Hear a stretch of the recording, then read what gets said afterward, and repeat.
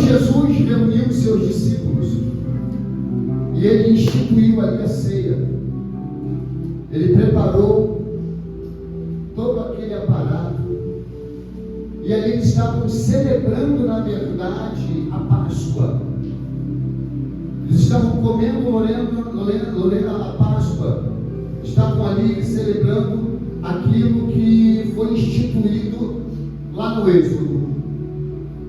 Mas para eu chegar até esse momento aqui, eu preciso lembrar a você o que foi que aconteceu no passado.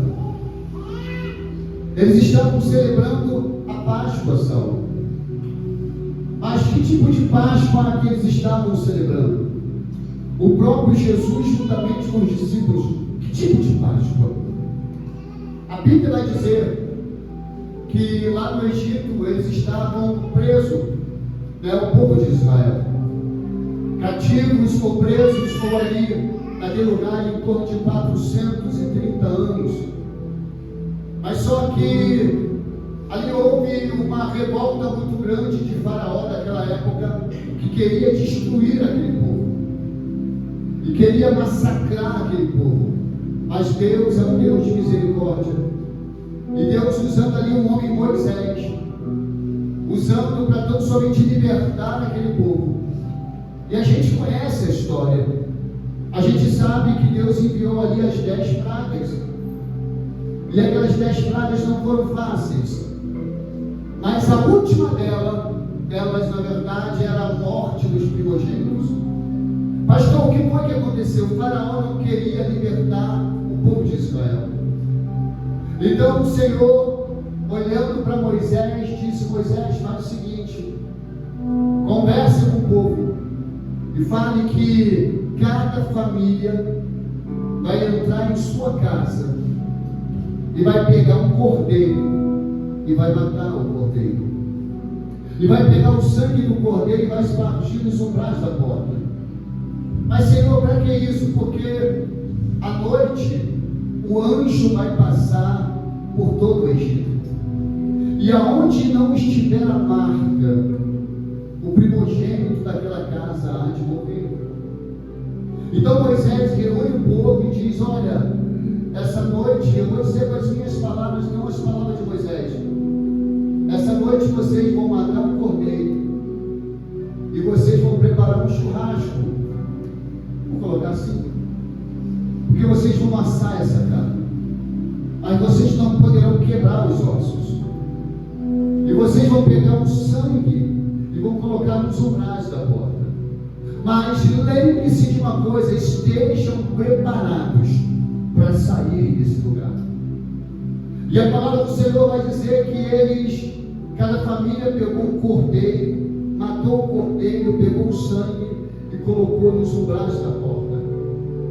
E aquela família que era pequena se reunia com outra família e matava somente um cordeiro, e eles ali celebraram a Páscoa. Pastor, o que quer dizer essa palavra Páscoa? Quer dizer Pessah ou passagem. Tá? Para quem não sabe, a palavra Páscoa quer dizer passagem, é relembrando a passagem do anjo destruidor por todo o Egito. Então, naquela noite, Maurício, o povo de Israel ali preparado, todos eles já com os sandálios nos pés, e de repente começa a se ouvir gritos em todo o Egito. E quando começam a observar, cada casa dos egípcios, aquele que era o primogênito, o primeiro filho, estava morrendo. Não somente dos homens, mas também dos animais. Todos estavam morrendo. Mas enquanto isso, o povo hebreu estava guardado, porque o sangue do cordeiro estava nos umbrais daquela porta. E eles se prepararam à noite, e Moisés preparado, e Faraó diz: agora vocês podem ir. E mandou o povo. E a gente conhece a história, que depois ele foi embora, foi atrás, Faraó foi atrás, mas o mar se abriu, o povo passou, e os guerreiros egípcios morreram. Pastor, mas e daí? A Bíblia vai dizer que assim que eles atravessaram, aquilo era como um estatuto perpétuo para eles. De ano em ano, eles tinham que comemorar a Páscoa do Senhor. Mas como se comemoravam? Eles se reuniam em famílias, então, e se assentavam em roda, assavam o cordeiro, e o mais velho, ele começava a contar a história de como Deus libertou o povo dele lá de dentro do Egito. E eles contavam a história, e os mais novos ficavam ali observando, né, Helena? Observando a história, ali atento. E eles iam contando, e foi se passando, sabe? Até chegar o dia de Jesus, e esse momento que nós lemos aqui agora. Jesus disse para os discípulos que tinham que instituir a Páscoa, tinham que celebrar a Páscoa, e eles fizeram tudo conforme mandaram o figurino, prepararam tudo, prepararam o cordeiro, prepararam o vinho, prepararam os pães asmos, as ervas, prepararam tudo, e o banquete estava pronto ali, Micaela, agora, e eles começaram a comer a Páscoa. E acredito eu, batendo papo, conversando, relembrando o que tinha acontecido lá no Egito, lembrando do passado. Acredito que eles começaram a contar a história um para o outro, contando. Foi magnífico o que Deus fez dentro do Egito, foi magnífico como Deus libertou o nosso povo. Mas em dado momento, Jesus olha para eles e diz: agora vocês me ouçam. Agora vocês ouvem o que eu vou contar. Jesus pega o pão, conforme nós lemos, e ele diz que aquele pão representava o seu corpo. Jesus pega o vinho, porque algumas pessoas falam que era o melhor suco de uva, mas na verdade era vinho. Que Jesus pega o vinho e fala bem assim, esse, na verdade, é o cálice da nova aliança do meu sangue. Mas pastor, mas eu não estou entendendo essa questão. Por que Jesus fez isso? Jesus, ele interrompeu o entendimento da festa da Páscoa que eles estavam fazendo para celebrar o quê? A gente viu, eu contei para você, que lá no Egito, o que morreu foi um cordeiro, um animal. Cada casa morria um cordeiro. Mas agora aqui, não era mais um cordeiro. Agora aqui era alguém que tinha um sentimento, alguém que tinha uma razão, alguém que tinha um amor por alguém, alguém que estava falando bem assim: a partir de hoje não será mais o sangue de um animal, um cordeiro irracional. A partir de hoje será a carne e o sangue de um homem que tem um entendimento do que ele está fazendo ao meu corpo e o meu sangue a partir de hoje. Mas pastor, mas como assim? Eu estou tentando entender isso. A Páscoa não foi instituída por homens. A Páscoa foi instituída por Deus. E eu separei algumas coisinhas aqui para você ter um entendimento. Lembra que quando pegou o cordeiro lá na Páscoa, lá no Êxodo, lá na época de Moisés? Porque o cordeiro, na verdade, estava tão somente, Cauã, tipificando o primogênito daquela casa. Ao invés do primogênito daquela casa morrer, quem morreu foi o... Para comigo, pensa comigo. Ao invés do primogênito daquela casa morrer, quem morreu foi o cordeiro. O animal morreu por aquela vida que estava naquela casa, tanto que o sangue estava espargido ali, e o animal, alguém morreu, ou melhor, alguma coisa morreu por aquela vida, e foi um animal que morreu por aquela vida. Mas só que isso lá no Êxodo, lá na Páscoa, alguém morreu, um animal morreu, mas aqui na ceia, alguém iria morrer por eles, por mim e por você. E essa pessoa era Jesus de Nazaré. Lá na Páscoa, quando Jesus pega ali, né, o pão e o cálice, está dizendo, lá no Egito, lá na Páscoa deles, ano passado, foi a carne de um animal. Lá na Páscoa passada, foi o sangue de um animal. Mas agora, aqui na ceia, é a minha carne e o meu sangue que vai ser derramado e partido por vós nessa ceia. A Páscoa, lá no passado, era somente uma solta da ceia que Jesus estava instituindo aqui agora. Quando eu falo aqui agora, nesse momento que a gente está colocando, quando Jesus fala, esse sangue é o Novo Testamento no meu, perdão, esse cálice é o Novo Testamento no meu sangue. Pastor, fala comigo. Lá no Egito, foi instituída a Páscoa para libertar o povo de quê? Dos egípcios, não é isso? Lá no Egito, a Páscoa foi instituída para libertar o povo dos egípcios. Aqui na ceia, foi instituída a ceia para libertar o povo do pecado. É por isso, quando você pega o seu cálice, e o pastor fala bem assim, o Senhor disse, esse cálice é o Novo Testamento no meu sangue. No passado, o sangue de um cordeiro libertou do Egito, mas aqui, na ceia, o sangue do Senhor Jesus nos liberta de todo o pecado. É o sangue de Jesus que nos purifica de todo o pecado. É o sangue dele que foi derramado por nós.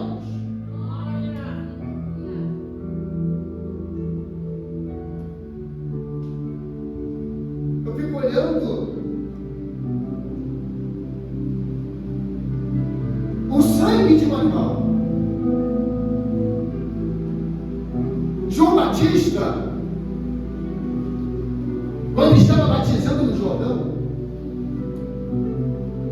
João Batista fala bem assim, Jesus vimos algo. Aí João Batista fala bem assim, ó, eis aí o Cordeiro de Deus que tira o pecado do mundo. E as pessoas que estavam aí não estavam entendendo nada. Porque no Antigo Testamento, quando alguém pecava, Mirela, quando alguém cometia um erro, a pessoa errava, pegava-se um cordeiro, levava até o sacerdote e dizia, sacerdote, eu errei. Colocava-se a mão sobre aquela ovelha e sacrificava ela. E a ovelha morria no lugar daquela pessoa, quer dizer, para cobrir o pecado daquela pessoa. E outra coisa, não tirava o pecado, só. Mas o pecado daquela pessoa estava lá, porque era somente coberto.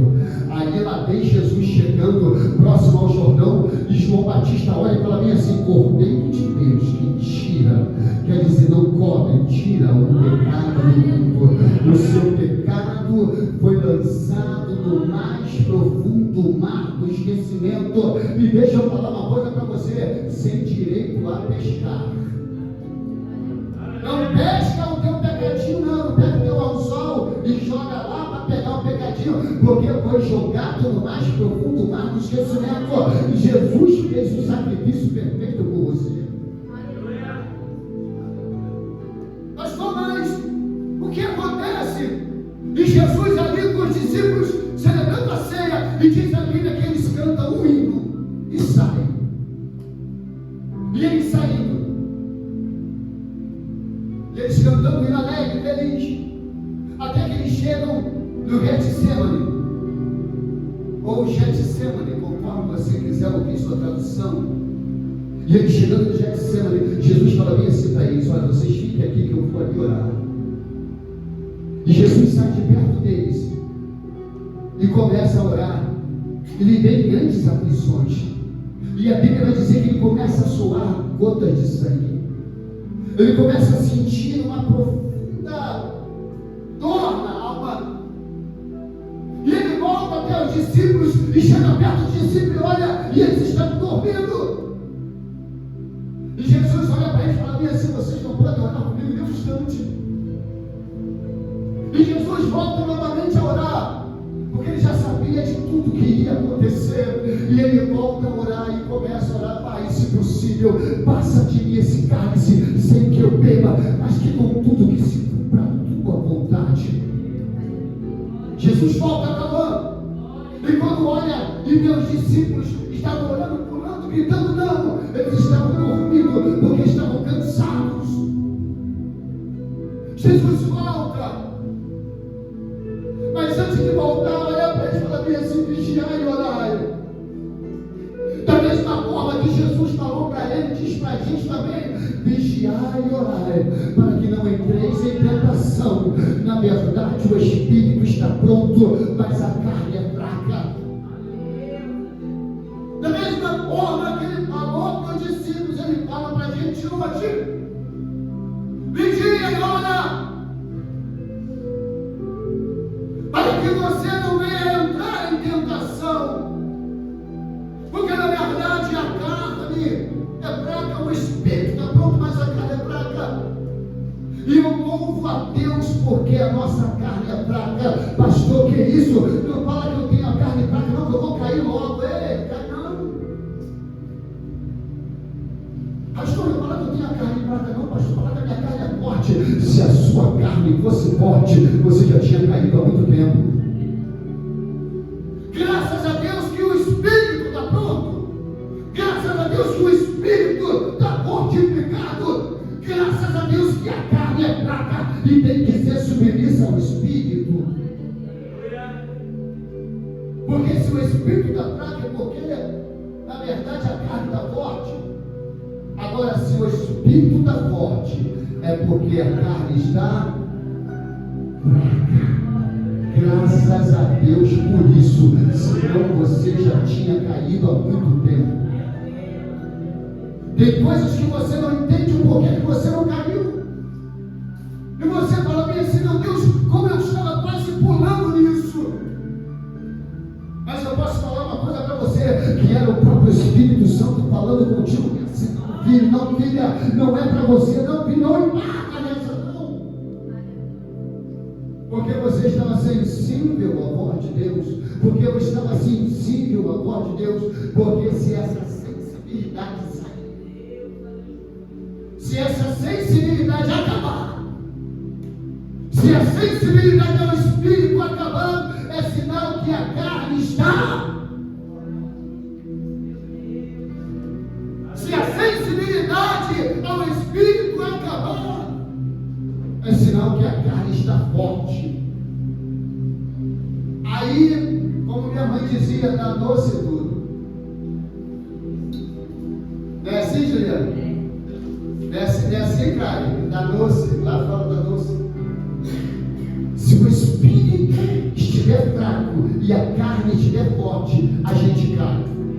Aí Jesus vira para eles e fala: olha, vigiai e orai, para que não entreis em tentação. Na verdade, o espírito está pronto, mas a carne é fraca. Jesus vira novamente e vai orar. E começa a orar: Pai, se possível, passa de mim esse cálice, sem que eu beba, mas que contudo que se cumpra a tua vontade. E diz a palavra que um anjo vem e começa a confortá-lo. E ele chega perto do discípulo, os discípulos estavam dormindo. Ele diz: agora vocês podem dormir, porque é a hora das trevas agora. Como quem diz assim: agora o bicho vai pegar. Muitos pregadores, já falei isso aqui uma vez, muitos pregadores falam que Esse momento de agonia de Jesus era que ele já estava sabendo da dor que ele ia passar. Eu já falei isso para vocês aqui uma vez, mas tem gente que ainda não ouviu. Muitas pessoas acham que, na verdade, Jesus já sabia que os cravos dos espinhos iriam entrar na sua fronte. Iria ser colocado uma coroa de espinho, iria ser colocado pregos nas suas mãos, pregos nos seus pés. Ele ia tomar chicotadas e mais chicotadas. A sua carne ia ser dilacerada. Ele sabia que iriam cuspir no rosto dele. Ele sabia que iriam dar soco no rosto dele e dizer: não venha ser, profetiza agora quem te bateu. Ele sabia de tudo. Ele sabia que com o corpo machucado, dilacerado, ele iria pegar aquele batente ou aquele patíbulo e ia levar até o Gólgota. Ele sabia de tudo isso. Ele sabia que iria sofrer. Ele sabia que iria ser escorraçado pelos romanos, pelos soldados, pela população, pelos homens, aqueles que diziam: Hosana, bendito seja o nome do Senhor. Aqueles mesmos iriam excomungá-lo. Aqueles mesmos iriam dizer para ele: você que dizia que é o Filho de Deus. Esse momento aqui em Getsemane, Jesus estava ali com suores de sangue, meu irmão. Acredito eu que não era por tudo que ele ia passar. Acredito eu que não era porque ele iria sofrer. Acredito eu que não era porque os discípulos iriam abandoná-lo. Acredito eu que Jesus passou esse momento de agonia no Getsemane é porque ele sabia que ia haver uma separação entre ele e o Pai. Ele sabia que naquele momento em diante já havia uma separação entre ele e o Pai, porque agora ele falou: agora é a hora das trevas, meu irmão. Eles vão fazer comigo o que eles quiserem, mas na verdade a minha agonia não é essa. A minha agonia é porque a comunhão entre eu e o Pai nesse momento está sendo cortada. A ligação entre eu e o Pai nesse momento está sendo corrompida, porque o Pai não está vendo mais eu. Na verdade, quando o Pai olha, na verdade, serão as multidões de pecados. O seu irmão, o meu e o nosso, que iria estar sobre ele, e o Pai deixa entregue. E havia uma separação entre os dois. Jesus é levado até a casa de Anás e Caifás, e diz a palavra de Deus que Jesus sendo levado, e vai um homem atrás, e esse homem era Pedro, que momentos antes Pedro falou bem assim, Jesus falou: eu vou ser levado, eu vou isso, eu vou aquilo. Aí Pedro falou: minha senhora, não vai não, ó, que eu dei a minha vida por ti. Jesus é levado, e lá vai Pedro atrás. Pedro entra no pátio, e as pessoas se esquentando ali no fogo. Pedro chega perto, e alguns falam: se você se parece com ele. Não pareço não. Mas Jesus havia dito para ele: Pedro, antes que o galo cante 3 vezes tu me negarás. Aí chegou uma mulher e disse: olha, tu vai igual a ele. Ele: não, eu não conheço esse homem. Chegou outro: meu jeito dele não, eu não conheço esse homem. O galo vai e canta. De lá do campo, Jesus olha para Pedro com aquele olhar. Não era um olhar de discriminação, mas era um olhar de amor, mas dizendo bem assim: eu te disse, é necessário vigiar. Pedro sabe, Jesus é levado, é julgado, é levado até Herodes, de Herodes vai para Pilatos. E Pilatos olhando e tentando de alguma forma, Saulo, porque Pilatos não viu nada de errado naquele homem, mas era a época da Páscoa. E Pilatos lembrou o seguinte: que na época da Páscoa poderia poderia acontecer um indulto. Quer dizer, alguém pode ser liberto, alguém pode ser livre, mas o povo vai escolher. Pilatos chega e fala bem assim: traz Jesus, traz Barrabás. E Jesus e Barrabás diante de Pilatos e diante da multidão, e os homens, os fariseus, os sacerdotes da época chegaram para a população: ó, o que escolher, vocês vão escolher para ser crucificado. Jesus manda soltar Barrabás. E Jesus parado, e Pilatos ainda fala bem assim: cara, você não fala nada, eu tenho poder para te livrar. Aí Jesus olha para Pilatos, eu fico pensando assim, o momento que Jesus falou, cara, para Pilatos: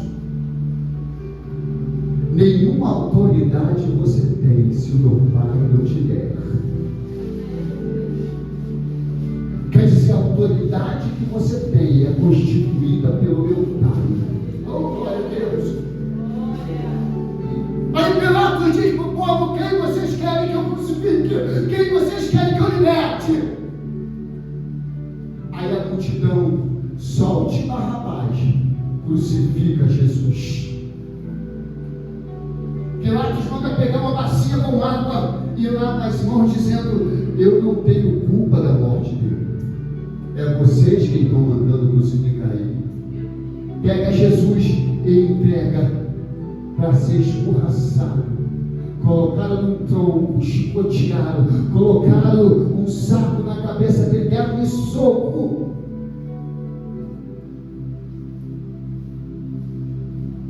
Ele ia passar coisas terríveis. E o inferno, não somente, acredito eu, isso é desse jeito. É assim que nós queremos, nós vamos matar o Filho de Deus. Mas só que naquele momento, pega um patíbulo, ele já com o corpo totalmente arrebentado, porque as chicotadas eram muito fortes. Historiadores falam que aparecia, dava para ver órgãos internos praticamente, o pulmão ele inflando e voltando, e o sangue saindo. E lá tem uma coroa de espinho colocada em sua cabeça, e na cabeça contém muito sangue, e quando enfia, coloca a coroa, o sangue começa a escorrer. Pega um patíbulo, coloca nos seus ombros, e ele começa a andar via cruzes, com aquele patíbulo nos seus ombros, e vai andando.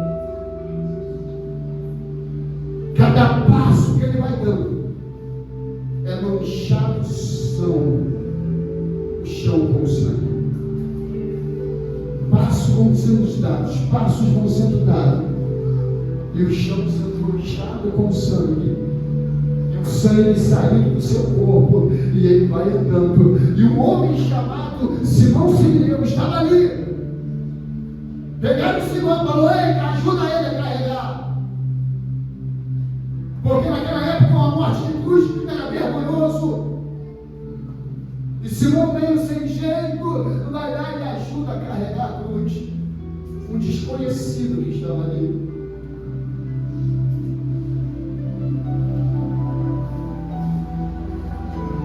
E Jesus está indo.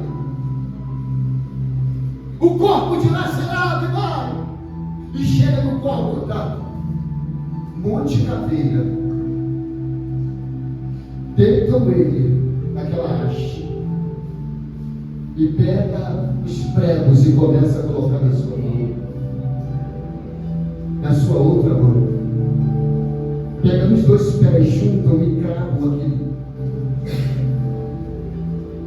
E ele é levantado.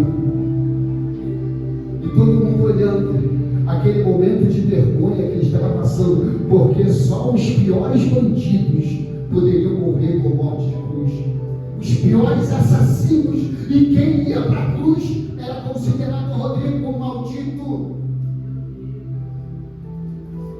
E ele ali,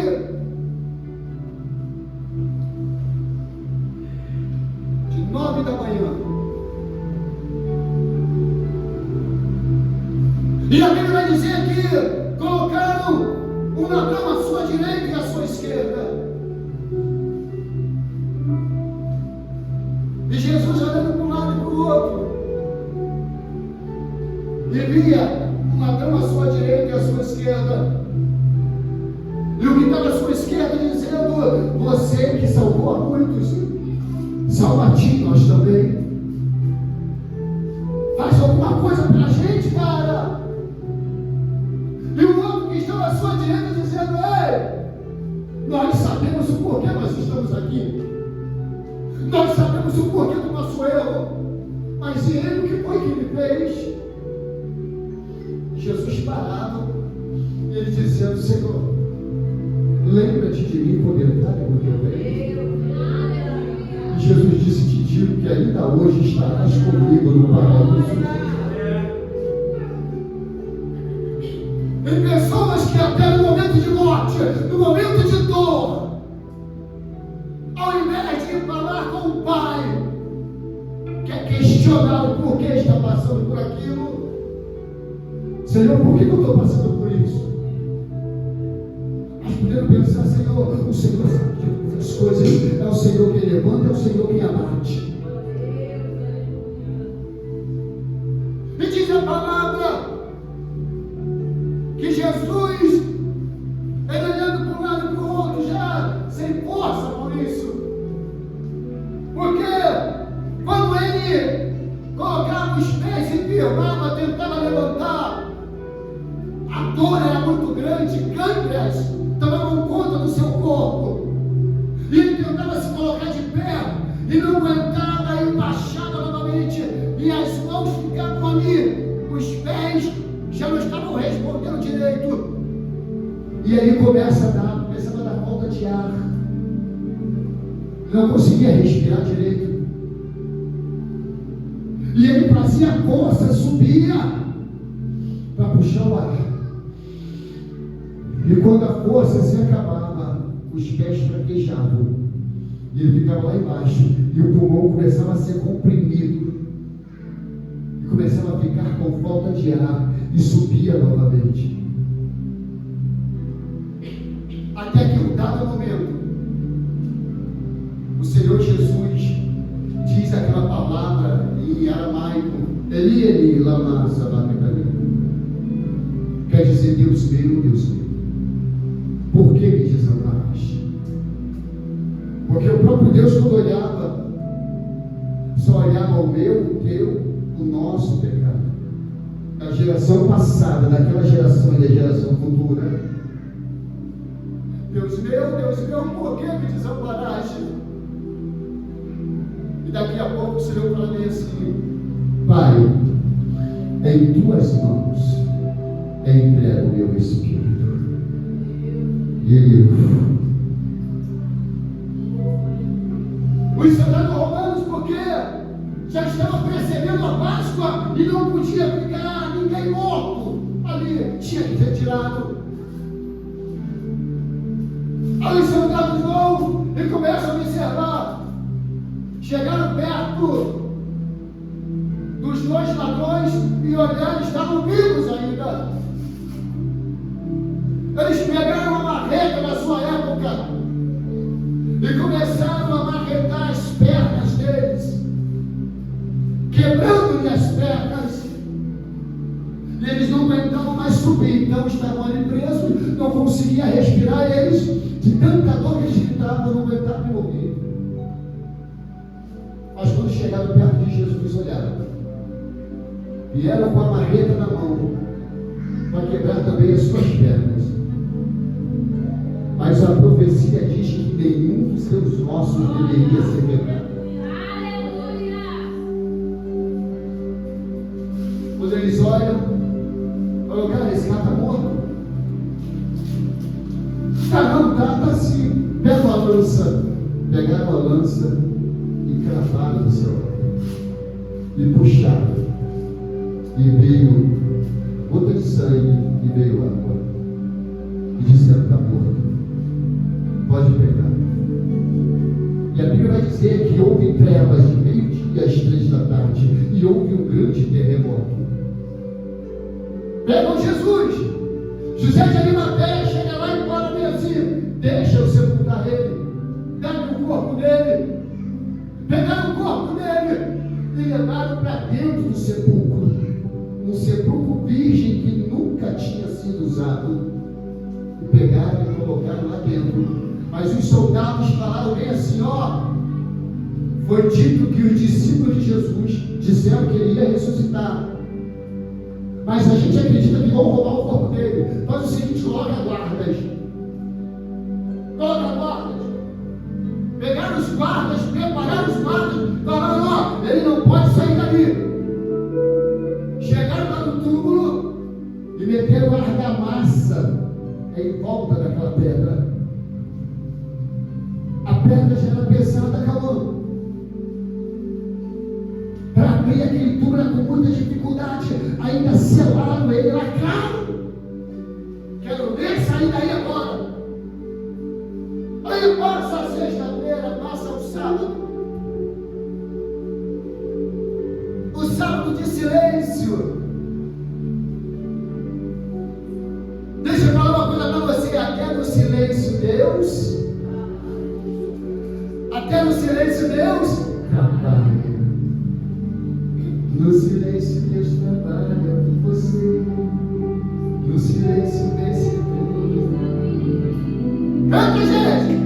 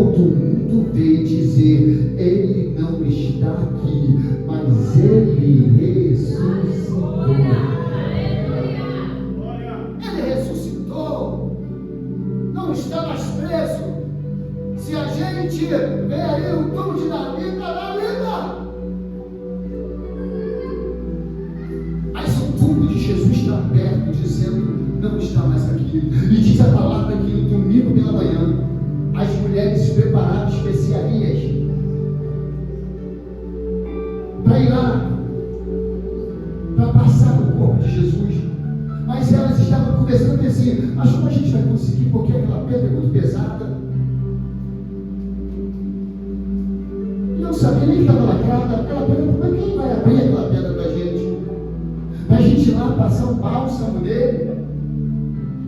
Elas queriam passar o bálsamo em algo morto. Você talvez está indo ao encontro de algo morto, mas Deus já preparou algo vivo para você.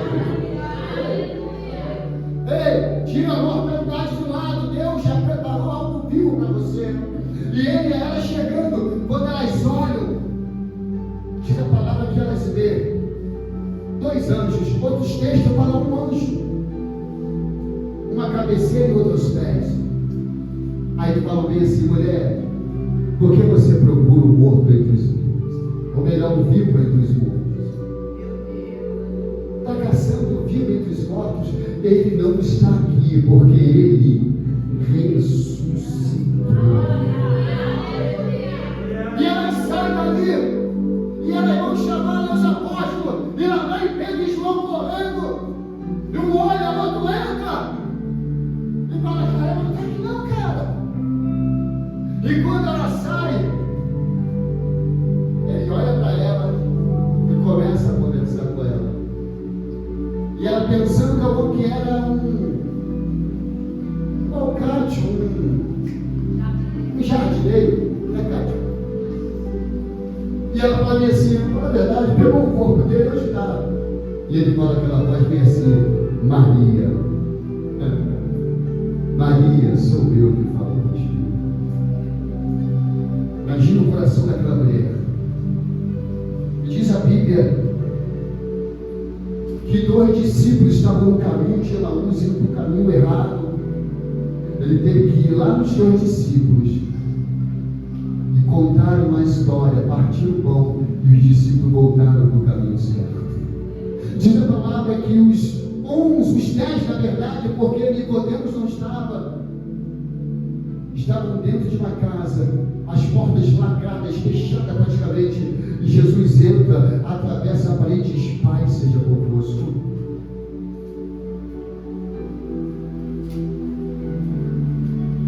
E Nicodemos depois veio para: eu não vi, eu só vou acreditar se colocar minha mão nas feridas dele. Uma semana depois, novamente tudo lacrado, ele entra e Nicodemos lá dentro. E ele chega perto de Nicodemos, dá a tua mão aqui, Nicodemos.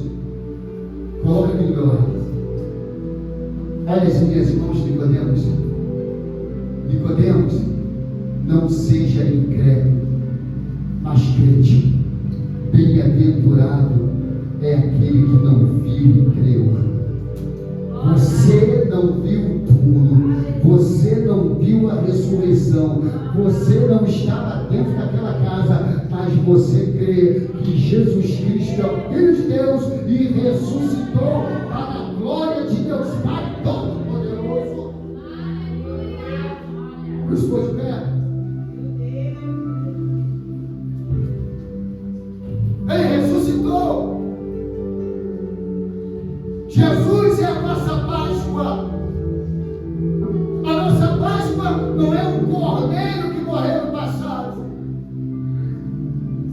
A gente não celebra a Páscoa, a gente celebra a ceia todo mês. Pode reparar, é em memória de mim. A gente bebe o cálice e come o pão em memória do Cristo ressuscitado. Jesus ressuscitou. Se não houvesse ressurreição, não haveria pregação do Evangelho. Sabe por que você está aqui? Porque houve ressurreição. Sabe por que você é salvo? Porque houve ressurreição. Sabe por que você é liberto? Porque houve ressurreição. A ressurreição aconteceu. É um fato, é verdadeiro. E nós temos que acreditar. Porque Ele vive para todo sempre, para a glória de Deus Pai Todo-Poderoso. Amém? Aquele que pode aplaudir o Senhor.